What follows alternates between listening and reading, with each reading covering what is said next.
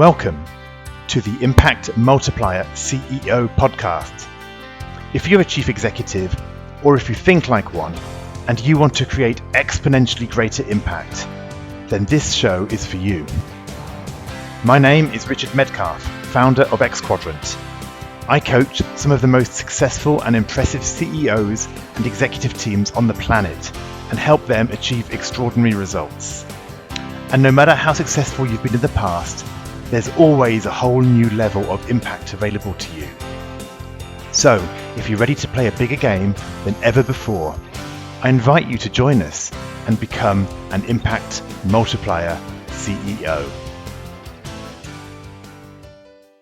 In this episode, I speak with Billy Darcy. Billy is the Chief Exec of BAI Communications UK. This is a really interesting telecoms company, really focused on complicated, high-value networks. And we jump in to really how to build solid business foundations. You'll see Billy is a no-nonsense CEO and really wants to create not just hype, but real sustainable, solid foundations for what's a very complex business. So we're going to look into how he makes healthy corporate culture his secret sauce, and how do you take action when people violate that culture. We also look at what was the secret to Billy's ability to delegate. There was a key event, and I think there's a key learning in that for all of us, how we can actually improve our own delegation skills. And we also look at how do you deal and how do you create impact when there's many slow-moving organizations in the picture, such as public sector or large enterprise, and how do you keep people motivated in that complex environment. So sit back and enjoy my conversation with Billy Darcy. Hi there, Billy. Hi there, Richard. Hi, it's good to see you. Thanks for joining me today. Oh, you're very welcome. More than happy to do so. So I'm looking forward to this because you're somebody who's had some of my we've overlapped in industry, right? You're a telecoms executive, and I worked for many years in telecoms myself, so I know and love the industry. And now you're doing something quite interesting, I think, at BAI. So why don't I let you just quickly introduce yourself before we then dive into really your success formula as an executive. So why don't you tell people kind of what you do now, and also a short précis of the journey that's got you to where you are at BAI. Okay, that's great. Thanks, Richard. Yeah, look, Billy Darcy, my name, Chief Executive of BAI Communications here in the UK. I guess I spent nearly 30 years in telecommunications, as what Richard alluded to. I stumbled into telecommunications at the very start of my career within telecoms, and it was almost by accident, but I'm very happy that accident occurred. I was working in my family business at the time. I'm an only son, my 4 sisters, 2 older, 2 younger. I was working in the family business with my father, and my mother did say to me one day, maybe you should go and try something different. And I was quite good at the time.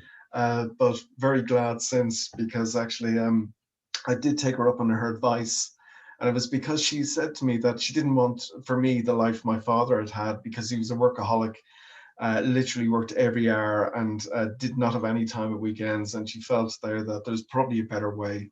And I at the time I didn't see it that way, but got into telecoms, and it literally worked. I remember joining the first organization actually the same day as 4 other people, and I almost felt it was a competitive field there, that not all of us were going to be there in a few years' time. It was survival of the fittest, afraid to take holidays, but you were literally out there selling to end customers. One of my claims to fame was when I was a young analyst in telecoms. I actually got quoted in the Financial Times by saying this whole carrier, wholesale telecoms business, we've done the analysis, and there just isn't enough traffic really to support all this capacity, and there's going to be some kind of meltdown. And of course, I was I got my very young, fresh face in the Financial Times because of this. And then, of course, it happened. And I was like, phew, at least what I said actually turned out to be true. Although it was a bit of a shock at the time, as you're right, and Will It was suffered, a huge and many shock at the did. time. And 2016, 2017, when in my current role, I now find myself as CEO of BAI Communications. Got it. And tell me a bit more about BAI. What Yeah, do you do?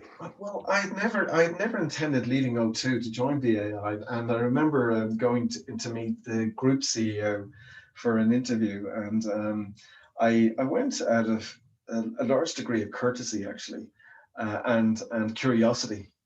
And I remember walking out of the interview thinking, wow, this is a company I want to work for. And the main reason for that is that I felt I could be more used to the mobile industry, working in the capacity of CEO for BAI Communications in the UK, with responsibility for UK and obviously Europe as a region, than just for one mobile operator. What we do is we're owned by the Canadian pension funds, and we design, we build, we operate, we maintain, and we fund, and we innovate infrastructure, large infrastructure programs around the world. Some of these are very iconic indeed. We were involved in designing and building the existing communications platform in the subway system, the metro environment within Hong Kong, also in New York, also in Toronto. We love the concept of creating smart cities. We are embracing 5G and ensuring there that we are able to help mobile operators build out infrastructure that they don't have to build themselves, but that we can build out the one set of infrastructure that everybody gets to share. So it's done very fast, and it's done with great economics. And we take a long-term view. We are patient in that respect, particularly because of our ownership. And we like doing the engineering in very difficult environments. As you can imagine, some of these subway systems are very, very difficult environments in their own right. But it's about connecting communities and connecting people and delivering a customer experience there in places there that it's quite difficult to do in these environments, were it not for organizations like ourselves. Okay, perfect. So you've had this long career in telecoms. You're now chief exec of BAI Communications in the UK. If you were to look back at that career and you were to draw out one or two key factors that have really driven your impact, in that career, what would they be? Well, I guess a couple of things, Richard. I'd say there the culture is really, really important. Again, creating a great working culture, doing what you can to influence that culture all the way through your career, actually being part of the culture, but where you have the opportunity to create the culture, like as I do now, I think that's really important. So, for example, in the business that we've created and will continue to create in the UK, we have a culture there that we're seen as humble. We're hardworking and we're hungry in what we do. And these are attributes there that really resonate when customers deal with us, when suppliers deal with us, and when that ecosystem out there works with us, and that holds as well. I would say. And how do you? Let me ask. How do you take those words and kind of actually turn them into culture? What have you found has worked for you? Yeah, well, it can be literally around the how you communicate and the tonality of your proposals that you send to customers, how you communicate over the phone with them, how you communicate over email with them. It can be around how people join your business and how people exit your business, because both happen. And it's getting the right dynamic within that environment, and it's recruiting for attitude as opposed to skill. Skills can be taught.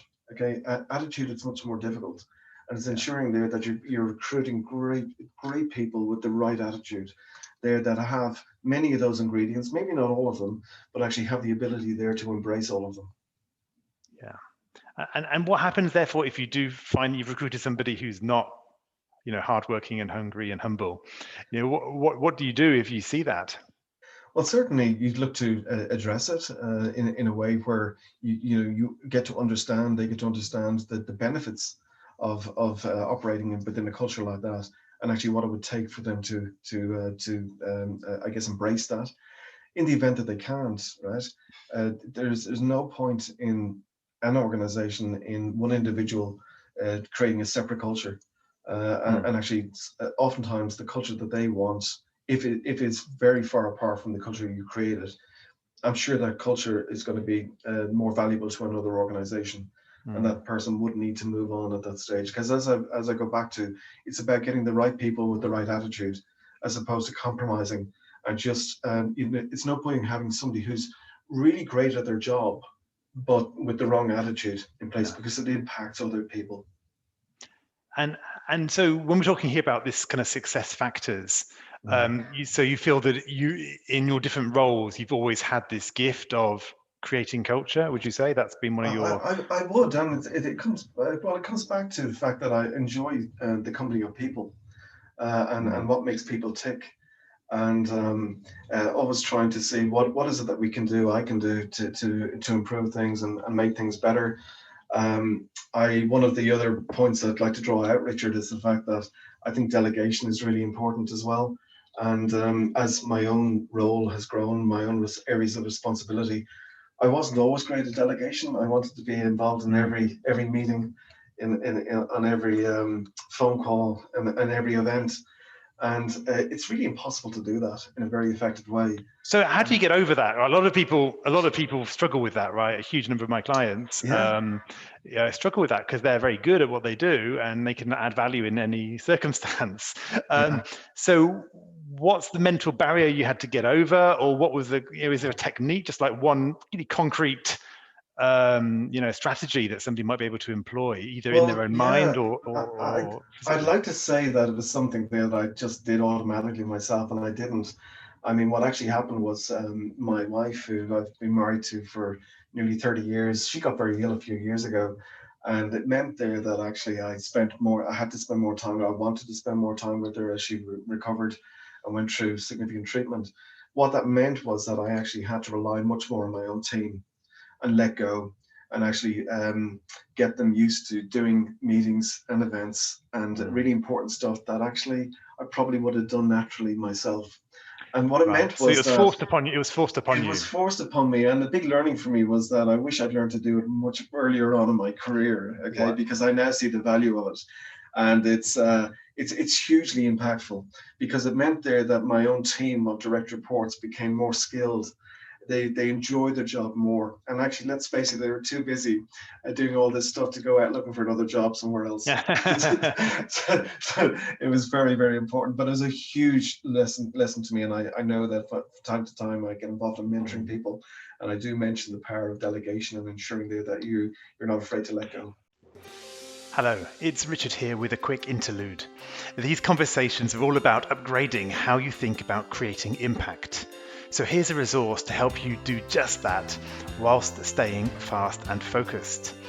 The CEO's checklist for challenging times is a quick way to enhance your thinking and detect blind spots, even when things are moving incredibly fast and you're not sure what's going to happen next. You can get this powerful checklist of 17 world-class strategies by heading to xquadrant.com/go/challenging times checklist, with a hyphen between each of those three last words. Now, back to the conversation. Well, one insight that I have on this, and actually it's a speciality area of mine as I work with execs on this issue at that level, I actually often say, like, don't try to clear space in your diary because it won't work, right? Actually, put more important things in your diary, right? And so caring for your wife was a more important thing, and it forced the other stuff out, right? Yeah. But it's very hard to do that. Well, you don't know what you're going to replace that time with. What you're going to do with that time that you free up. But for you, it was like, well, I've got to get this big rock into my diary, so that all this water is going to have to flow out somewhere else, right? That's right. Well, I mean, one other thing I would add to this, if it makes it easier for people to maybe test and try this out, One of the rules that I've adopted over the last number of years is I really only go to meetings that can't start without me. And if there's a meeting there that I feel it doesn't really need me, well, then I shouldn't go. Okay. Yeah. And it frees up a lot of time and effort. And also when understanding who you want with you in a meeting that, needs you there, ensuring there that the people you bring along with you are going to be able to add value. Very, very important to them, very important to the outcome of an output of a quality meeting time. So it's just a couple of rules of thumb there that I naturally now remind myself of from time to time. Yeah, fantastic. Yeah, I love that. So if you're this people person, you build cultures, you delegate, you empower. What's been the dark side, right? There's always something, all our strength, there's always a bit of a dark side as well. So what have you had to, what's caused you to be held back, right? Or what's caused you perhaps to stumble on occasion?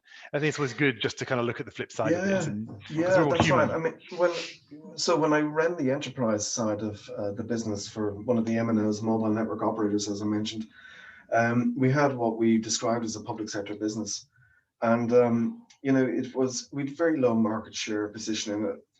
And what I noticed there was that we were through managers that I had working with me and salespeople, we were putting people into the wrong roles, putting people that were classified as perhaps poor performers, maybe not suitable for the job that they were set up to do, into what was described as the public sector part of our business.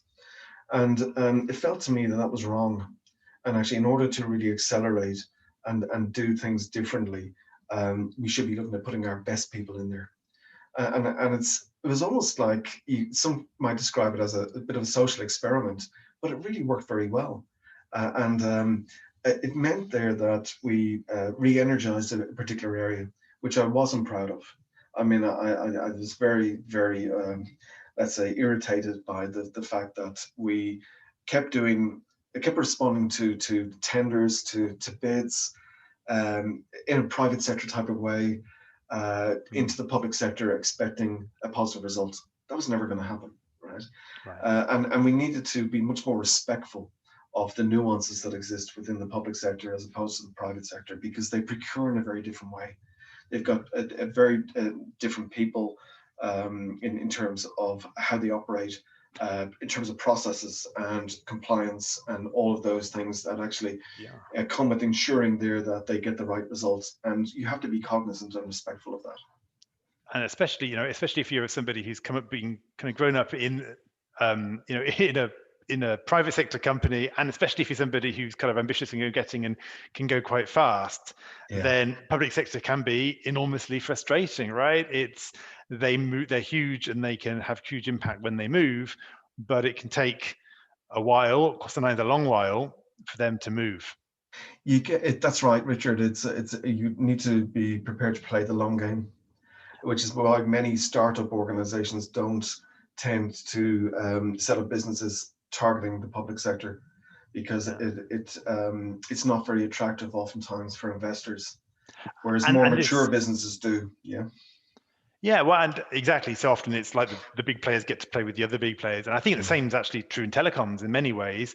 A lot of tech startups do struggle when they're trying to sell into large telcos. Not always, right? Because there is that innovation side there that they're interested in. But if you're waiting on your cash flow for large telcos to kind of come around and deploy at scale, you might well go bankrupt before they do it. And so it's not only a public sector thing, as you said. But it is this question of how do you motivate your team and keep them in the game when they are playing with these slow-moving giants who do play by different rules. So what have you found, is a way of actually keeping the team engaged and motivated? Because I guess now, even with, in your current role, you have these very large infrastructure projects. They may well take time, and they're all kind of all or nothing as well. That's right. So how do you kind of maintain motivation? Well, they are very binary, you're right, and they do take time. Keeping people engaged is around ensuring there that they have a value in what they do every day, that they're involved in your business, that they feel engaged. For example, during lockdown, when lockdown happened with COVID, and we're certainly not out of it, we're back into that period of time. One of the first things that I decided to do is to do daily calls with all hands calls with the team, to ensure there that actually people felt they had a voice, that if there was anything came up, that they had an opportunity to raise it on a daily basis. It gave people bookends and a structure there that they may not have been used to, because many people are not used to working remotely, and actually have only ever worked in an office environment. And it's to ensure there that that collaborative way of working continued, as opposed to being cast out on your own in a silo, which wasn't going to be very productive. I've personally found that our productivity increased during the lockdown period, as opposed to set us back. So from that point of view, it's very important. And then also making sure there that actually hierarchically within an organization, you don't create a hierarchy that actually stops or impinges people in actually engaging with you, and holding you back. So it's not unusual there that managers, mine and myself, we would do these all hands calls, but we would also welcome views from people after these calls, after these events, because not everybody wants to talk in an open forum, and that's at all levels of the organization. It's very, very important that not only do I and others work up within our organizations, but we always work down as well, and win hearts and minds of because they're the people that make the difference for us. They're the front line for us. They're the people that are out with our customers. If we don't get customers, we don't get revenue. We don't get revenue, we don't get paid. Right. Yeah. I have a huge, deep respect for the front line, and the operations areas of any organization. In fact, I'd go as far as to say that when you look at salespeople and sales organizations, it's fair to say that they're the most measurable and most fireable and most vulnerable people in any organization, because it's very binary. Yes, absolutely. Absolutely. And so how do you what have been your habits, right? Success is often built upon habits. So what are the habits that have contributed to your success? What are the kind of things that you just do habitually that perhaps not every leader does do?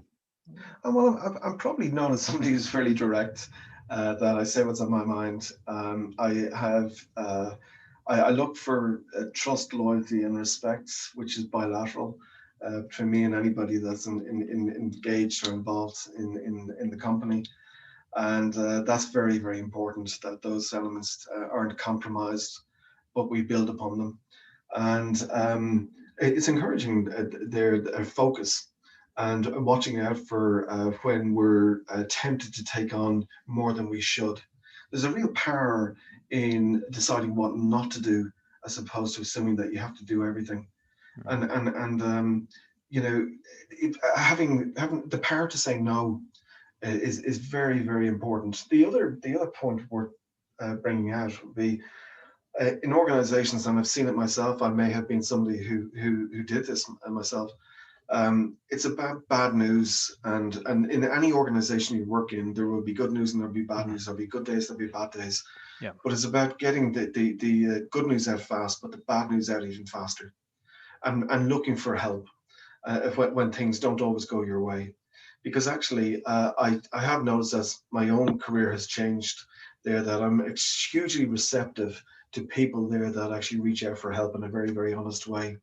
But I also discovered as well during my own career there that I too found that when I was reaching out for people far more senior than myself for help, that's when I found them most engaged.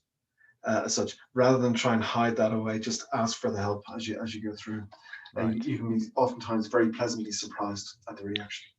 Yeah, absolutely. I think it's a great point that often when we feel vulnerable, we might actually reject help because we feel we're kind of not on solid ground and we don't want to open it up. But actually, when we do, actually the support comes and we actually, we nail it. I'd go as far as to say it's a real strength, Richard, for anybody who can do that and be brave enough to demonstrate there that they don't see it as a weakness.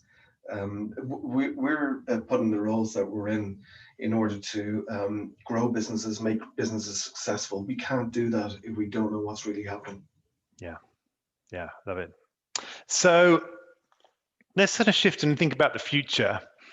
Um, and this is where I like to kind of play a little bit, because we get to a certain level, and it's already a pretty impressive level, right? You're the CEO in the UK, but there's always the next level to get to, and that's what really fascinates me about high performing leaders. It's like we always have a choice. Do we kind of stay as we are and coast in, or do we find out where's the next level? So how would you love to multiply your impact, Billy, in the coming months or coming years?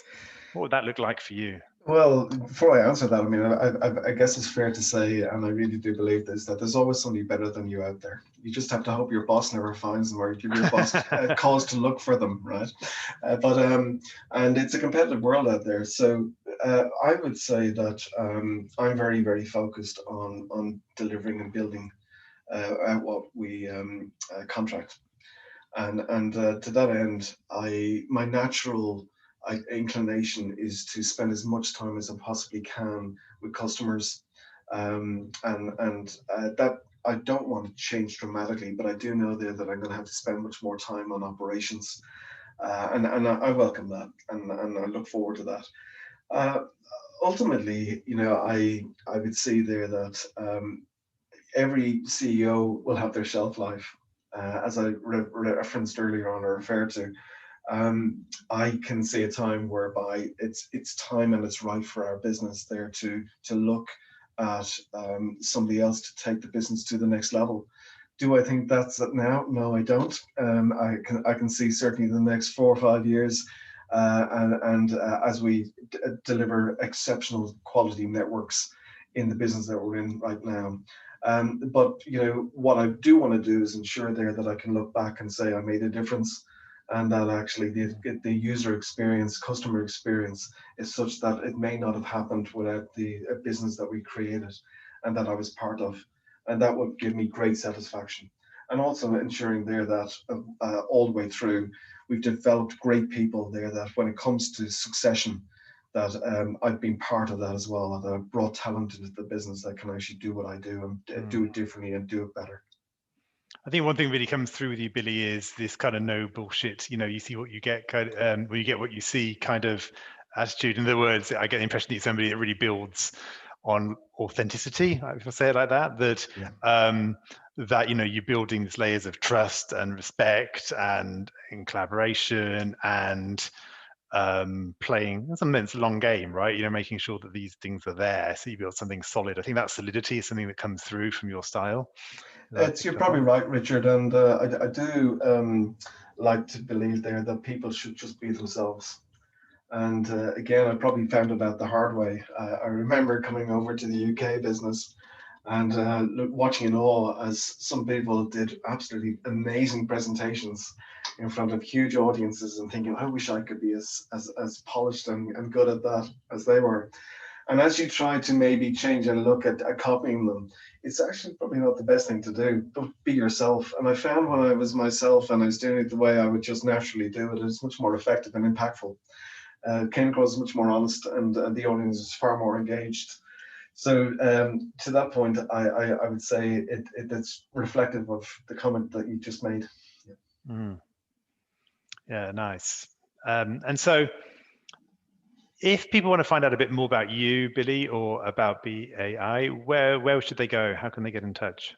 Well, everybody has a website these days, and I mean, the first thing I normally do would be to actually look at the news columns, and just in terms of if I Google anybody or whatever, and company, individuals.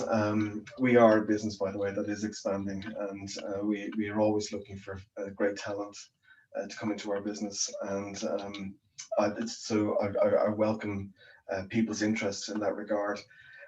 But yeah, we're in a very newsworthy sector. It's a growing sector, lots of excitement around 5G and what that's going to bring. The role that we play in that space globally, and certainly the role that we'll be playing in the UK going forward, is such there that we hope to be creating the right headlines. So certainly on you can find out much more about us both on the website but also internet search. Okay, perfect. Well, hey, Billy, it's been great speaking. Thank you very much, and it's been a pleasure to kind of just dive into a bit about your story and what's got you to where you are. So thank you. No problem at all. I very much enjoyed that. Thank you very much, Richard. Thank you. Take care. Bye-bye. Take care. Bye-bye. I hope you enjoyed this conversation. Now let's talk about you. When you're in top leadership, when you're in the biggest role of your career, who supports you at a deep level as you lead others? Who helps you multiply your impact and get to the next level?